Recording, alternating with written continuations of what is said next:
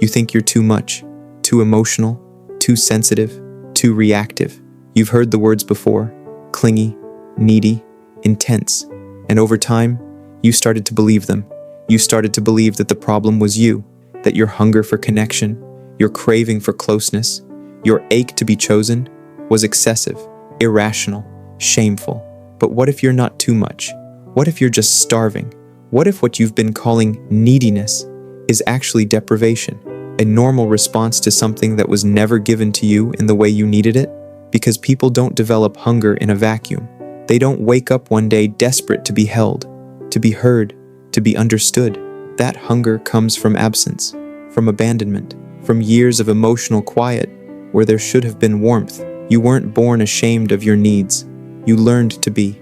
Maybe it happened in childhood, when your emotions were too big for the adults around you to handle. Maybe they called you dramatic when you were just scared. Maybe they punished your vulnerability. Maybe they taught you that love was earned by being good, being quiet, being useful. So you learned to tuck your needs away. And when those needs came out anyway, messy, raw, human, you learned to hate yourself for them. Psychologist John Bowlby, the father of attachment theory, wrote that our earliest relationships form the blueprint for how we experience intimacy. If you were met with inconsistency, love that came and went, affection that had to be earned, then you internalized a story that your needs are dangerous, that your emotions are liabilities, that if you want love, you have to work for it, perform for it, prove you deserve it. But here's the truth no one told you. What you feel isn't too much. It's what happens when you've gone too long without being met. And the tragedy is, the world doesn't make space for this kind of pain, especially not for adults. We expect people to regulate themselves, to be self-sufficient, to stop being so sensitive.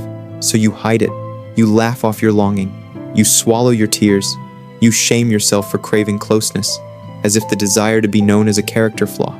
It's not. It's a wound. And wounds don't go away just because you ignore them. They morph, they leak out in other ways, through anxiety, jealousy, overthinking, emotional outbursts. You start to scan for signs of rejection in every interaction. You feel rejected even when no one has left. Because abandonment doesn't just happen once, it repeats inside you until you find a new way to understand it. The philosopher Søren Kierkegaard once wrote that despair is not the loss of hope, it's the loss of self. And maybe that's what happened to you. Not that you lost your ability to love, but that you stopped believing your version of love was welcome in the world. So you watered yourself down. You made yourself smaller. You tried to become easy to love by becoming less of who you really are. But that's not connection. That's survival. And surviving isn't the same as being seen. You don't need to be less emotional. You don't need to chill out. You need a safe place to land, a space where your need doesn't frighten the person you're giving it to. You need resonance, reciprocity, a love that doesn't flinch when you get vulnerable. Because you are not weak for needing connection. You are human. And the more you try to suppress that need, the more you try to turn yourself into someone who doesn't care, who doesn't get attached, who never asks for too much, the more you bury the most tender, essential parts of your soul. You don't have to do that anymore. You can stop apologizing for wanting to be held, not just physically, but emotionally. You can stop pretending you're okay with surface-level affection when what you really crave is depth. You can stop calling yourself needy when what you are is aware of what's missing, aware of what hurts, aware of the aching emptiness that doesn't get smaller no matter how much you try to ignore it. You don't need to be less sensitive. You need to be less alone. And the first step is this: stop believing the lie that your hunger for real connection makes you unlovable. It doesn't. It makes you honest. You've probably learned to hide it well. You smile when you're hurting. You act cool when you feel abandoned. You master the art of detachment, not because you're healed, but because it's safer to seem like you don't care than to risk the shame of wanting too much again. You've trained yourself to hold your breath emotionally, to wait for the other person to pull away first so you won't look desperate. And when they do, you tell yourself you saw it coming. It's a quiet defense, this hyper-independence. You say you don't need anyone, but you do. You just don't trust that anyone will stay when they see all of you, not just the polished, witty, accommodating version, but the part of you that aches when texts go unanswered, the part that panics when someone grows distant, the part that needs to be reassured without being mocked for it. And maybe you've tried to talk about it. Maybe you've shared how you feel. But people often misunderstand emotional hunger. They think you're insecure, codependent, dramatic. They don't realize that what you're asking for isn't constant validation. It's emotional reality. You want someone who won't punish you for being honest. Someone who won't use your openness as a reason to pull away. Because when you've gone your whole life starving, even small moments of closeness feel overwhelming, and then they vanish. And you're left wondering if you imagined it, if you asked for too much again, and the cycle repeats. You reach, you fear, you retreat. You're not broken. You're protecting yourself from something that once hurt more than you could handle. Psychologist Gabor Mate says, "We are wounded in relationship, and we heal in relationship." That means your hunger isn't something to be shamed. It's something to be honored. It's a signal, a flare from your nervous system saying, "I want to feel safe. I want to be known. I want to stop performing strength and finally just rest in someone's presence, without fear of being too much." But most people don't know how to hold that, so you internalize it. You start calling yourself clingy when what you really are is attuned. You start apologizing for your feelings when what you really need is to be listened to, slowly and without judgment. You even start choosing people who keep you anxious, because at least anxiety feels familiar, predictable, like home. But anxiety is not love, and love is not absence. The philosopher Erich Fromm wrote that real love begins when we stop trying to possess another and start trying to understand them. But how often have you been in situations where your emotions weren't met with understanding, but with withdrawal? How many times have you asked for closeness and gotten silence? How many times have you sat there, telling yourself, maybe if I don't need as much, they'll stay? You don't need to need less. You need people who know how to meet you, people who don't see your openness as threat, but invitation, who don't confuse vulnerability with manipulation, who don't flinch when you say, "I need you to be here with me, fully. I need to feel your presence, not just your words." That is not neediness. That is clarity. It is the wisdom of someone who's lived too long in emotional scarcity and finally knows what nourishment feels like. Someone who is done settling for polite disinterest, for breadcrumb affection, for love that flickers and disappears the moment you ask for depth. You deserve better than that, and the world may not tell you that, because the world rewards those who appear self-sufficient, who never ask for help, who keep their wounds hidden behind smiles and achievements. But self-sufficiency is not the same as wholeness, and hiding your hunger doesn't make you strong, it makes you lonely. True strength is naming the ache, saying out loud, "I've gone too long without being truly seen. I've confused survival with connection. I've mistaken emotional starvation for unworthiness, but I want more now, and I'm done apologizing for it, because your heart was never made to go hungry.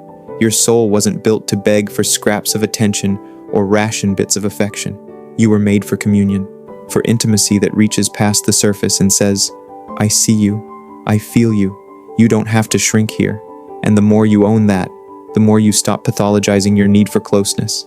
The more you will begin to surround yourself with people who can actually meet you, not tolerate you, not endure you, meet you fully, gently, without fear.